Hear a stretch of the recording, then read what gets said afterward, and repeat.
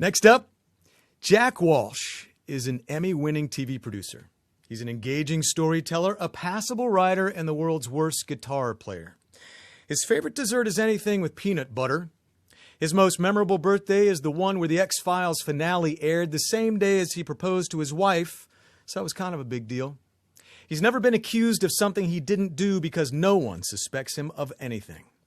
Jack Walsh with his pre-recorded Exodus.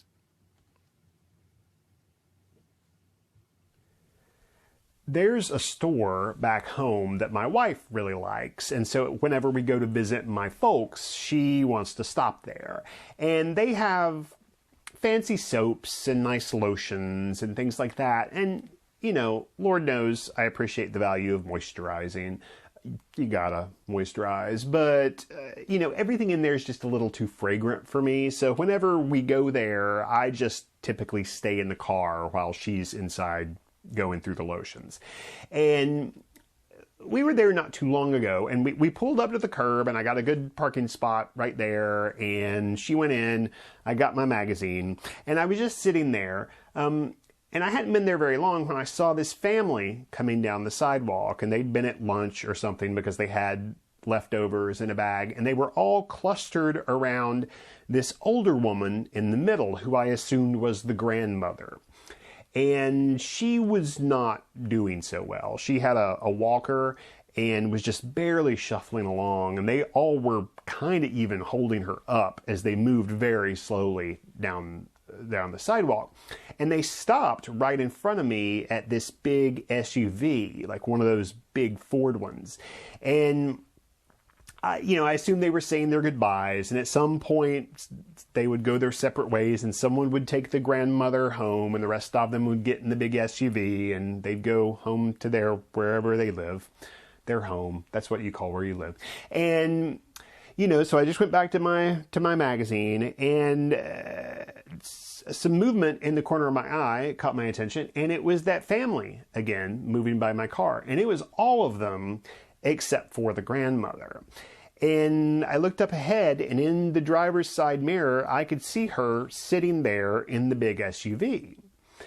And I thought that was kind of odd because, I don't want to seem ageist or anything, but it didn't really seem like a grandmother kind of vehicle because, grandmothers drive Buicks. That's what my grandmother drove, at least. And, I'm not even sure how she got up into that big truck. But I thought, okay, good for her. She's got a big truck. And I went back to my magazine, and after a little while, I heard this sound, and it was something like, ba-blonk. And I didn't think much about it, because, here in Atlanta, you hear ba-blonk, it's someone driving over a metal plate in the road, because our roads suck. And kept reading my magazine, and I heard it again, ba-blonk. And then I heard it again, ba-blonk.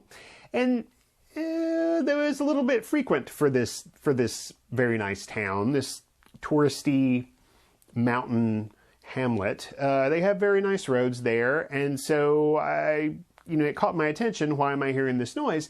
And up ahead, I noticed as I heard the sound again, ba-bonk, I saw the big SUV kind of rocking on its shocks. It was moving out into the road a little bit. And I heard ba-bonk, and it rocked on its shocks again. And just beyond the SUV was this two-door sport coupe, like an Infiniti or Lexus, one of those.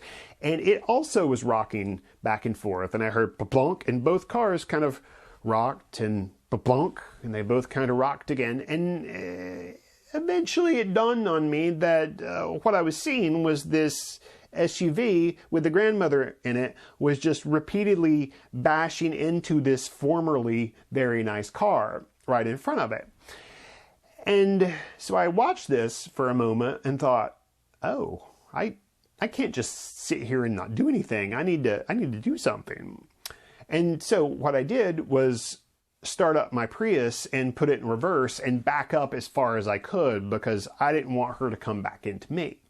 And in retrospect, I'm not particularly proud of this. She needed help, and I should have done something to help. But she, saw what I did as being helpful because she gave me the the courteous thank you wave in the rearview mirror and immediately put her big truck in reverse and started coming back toward me. So I, gritted my teeth and held on to the steering wheel and braced for impact, but she actually cut the wheel very sharp, and instead of hitting me, she just went up onto the curb. So, by this time, people are starting to take notice, and even out in the street, traffic has kind of stopped because everyone's trying to give her as wide a berth as possible. And so she puts it back into drive and cuts the wheel as sharp as she can and gives the Infinity one last side swipe, and then finally she's out into traffic. And she immediately takes a left into this small parking lot across the way. And I think that she's going to pull over in there where she has more room to maneuver and feels more comfortable, and she'll pull off to the side and wait for the other owner to come out and they'll settle everything. But she does not do that. Instead, she does kind of a U-shaped maneuver through the parking lot and then back out to the street. And as she takes a right to get out of there, she sees me again and gives me a nice, friendly grandmother wave. And I really can't think to do anything else except just kind of wave back as she drives off, completing her hit and run. And, but then it dawned on me, I should get her license plate number. So I looked back and I was able to see her right before she went out of sight. And so I looked around for a pen to write it down. And I was saying it over and over to myself so I wouldn't forget, ABC 1 2 3, ABC 1 2 3. It was not ABC 1 2 3. I would have remembered that. But I couldn't find a pen. And so I decided to go into the soap store and get one for my wife so I could write down this license plate number. So I ran in there, ABC 128, ABC 123. And I hadn't been in there for very long when I realized I didn't need to write it down because pretty much everyone had seen this all happen. And as I was in there, more and more people came in, saying what they'd seen and talking about it. And so this one woman came in and she said, well, I was right there and I saw everything, and I wrote down the license plate number and I've already called the police. And this other guy came in and he said, I was right there. I saw everything. I jumped out and tried to flag her down in the parking lot and she almost ran me over. And I got ready to say, well, I was right there and I saw everything, and I kind of helped her escape. And I realized that wasn't going to sound very good by comparison, and so I just, kind of kept that to myself.